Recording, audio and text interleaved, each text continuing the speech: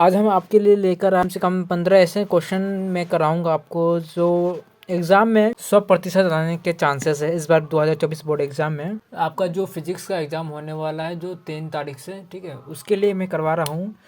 ये जो 15 क्वेश्चन मैं करवाऊँगा, ठीक है, जिसमें लिखा होगा, थंबनेल के ऊपर लिखा होगा 80% लाने का मतलब आने का काफ़ी है। तो वो जो क्लास आपको देखना है, क्या करना है, उसको क्लास को पूरा देखना है। जो मैं करवाऊँगा, जितना करवाऊँगा उसको आप पूरा देखना है आपको। 4 से 5 लेक्चर के अंदर मैं इस मतलब क्वेश्चन को मैं ख़त्म कर दूंगा और बेसिक से लेकर जाऊंगा। तो चलिए मैं स्टार्ट करता हूं। आज का जो हमारा पहला नंबर 1 पर क्वेश्चन हमारा है, माध्यम के अपवर्तनांक से आप क्या समझते हैं। ठीक है, माध्यम के अपवर्तनांक से आप क्या समझते हैं। तो उत्तर में आप लिखिएगा, अपवर्तनांक एक नियतांक होता है। जो अपवर्तनांक होता है ना, एक नियतांक होता है।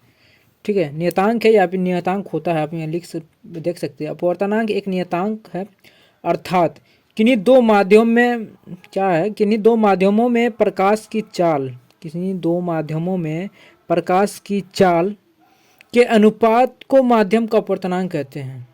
प्रकाश के चाल के अनुपात को प्रकाश के चाल के अनुपात को माध्यम का अपवर्तनांक कहते हैं। यह दो कारकों पर निर्भर करता है। ठीक है, एक होगा हमारा माध्यम के घनत्व पर और दूसरा होगा प्रकाश के तरंग दैर्घ्य पे। तो ऐसे याद कर सकते हैं, अपवर्तनांक एक नियतांक है, अर्थात किन्हीं दो माध्यमों में प्रकाश की चाल के अनुपात को माध्यम का अपवर्तनांक कहते हैं। यह दो कारकों पर निर्भर करता है। माध्यम के घनत्व, पहला है माध्यम के घनत्व पर, दूसरा प्रकाश के तरंग दैर्घ्य पे। आपको यहाँ पे उसका फॉर्मूला भी आपको लिखना है, ड्राइव करना है। ठीक है, क्योंकि एग्जाम में आप फॉर्मूला नहीं लिखते हो, परिभाषा लिख के डेफिनेशन लिख कर छोड़ देते हो, तो एग्जामिनर आपका नंबर काट सकता है। क्या करना, फॉर्मूला भी लिखना है वो चीज़ का, तो लिखिएगा। ठीक है, तो आज का दूसरा नंबर का क्वेश्चन हमारा है, तरंगार्घ की परिभाषा लिखे है। ठीक है, उत्तर में लिखिएगा, किसी माध्यम में स्थित एक ऐसा काल्पनिक पृष्ठ जिस पर स्थित सभी कण कंपन के समान कला में होते हैं उसे तरंगार्घ कहते हैं। किसी माध्यम में स्थित एक ऐसा काल्पनिक पृष्ठ, क्या किसी माध्यम में स्थित एक ऐसा काल्पनिक पृष्ठ जिस पर स्थित सभी कण कंपन के समान कला में होते हैं उसे हम क्या कहते हैं, तरंगार्घ कहते हैं। तो आई होप तरंगार्घ का परिभाषा जान चुके होंगे और ये आपको याद भी हो चुका होगा। तीसरा नंबर में आप क्वेश्चन हमारा है, प्रकाश के वर्ण विक्षेपण को समझाइए। ये क्वेश्चन जो है लिखा हुआ है, प्रकाश के वर्ण विक्षेपण को समझाइए। ये एग्जाम में आपको आएगा, मैं गारंटी के साथ बता रहा हूँ। ये प्रकाश के वर्ण विक्षेपण को समझाइए। तो उत्तर में लिखिएगा, सूर्य का श्वेत प्रकाश अनेकों रंग के प्रकाश का मिश्रण होता है। जो सूर्य का श्वेत प्रकाश होता है अनेक रंगों का वो मिश्रण होता है। ठीक है, जो एक कलर का जो सूर्य का रोशनी आता है वो एक जैसा नहीं होता, वो कई कलरों का मिश्रण होता है।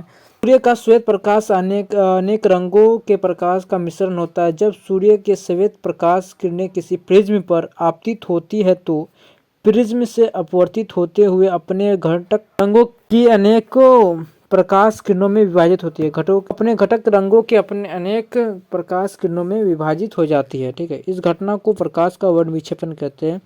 यहाँ पे प्रिज्म बना दीजिएगा और एक प्रकाश यहाँ से ड्राइव कर दीजिएगा और यहाँ पे लिख दीजिएगा लास्ट में विबग्योर लिख दीजिएगा, BIBGYOR। ठीक है, VIBGYOR,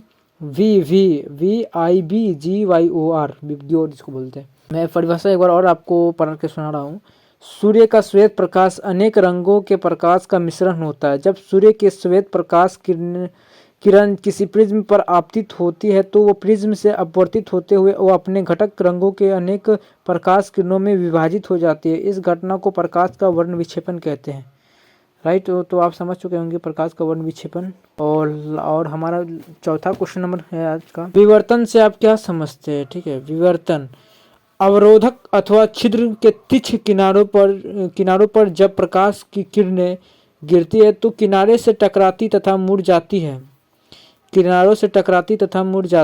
ठीक है, प्रकाश किरण की इस घटना को प्रकाश का विवर्तन कहते हैं। अवरोधक अथवा छिद्र के तिरछे किनारों पर जब प्रकाश किरणें गिरती है तो किनारे से टकराती तथा मुड़ जाती है। प्रकाश किरण की इस घटना को प्रकाश का विवर्तन कहते हैं। अवरोधक अथवा छिद्र के तिरछे किनारों पर जब प्रकाश की किरणें गिरती है तो किनारों से टकराती तथा मुड़ जाती है। प्रकाश किरण की इस घटना को प्रकाश का विवर्तन कहते हैं। अवरोधक अथवा छिद्र के तिरछे किनारों पर जब प्रकाश की किरणें गिरती है तो किनारे से टकराती तथा मुड़ जाती है। प्रकाश किरण की इस घटना को प्रकाश का विवर्तन कहते हैं। तो दोस्तों आज मैं आपको करवाया हूँ 4 क्वेश्चन जो काफ़ी MBBI क्वेश्चंस हैं जो आपके आएंगे, ठीक है। तो आप इसे याद कर लीजिएगा। तो आज का क्लास कैसा रहा हमें कमेंट में बताना आप लोग। तो आज के लिए बस इतना ही, फिर मिलते हैं नेक्स्ट वीडियो में।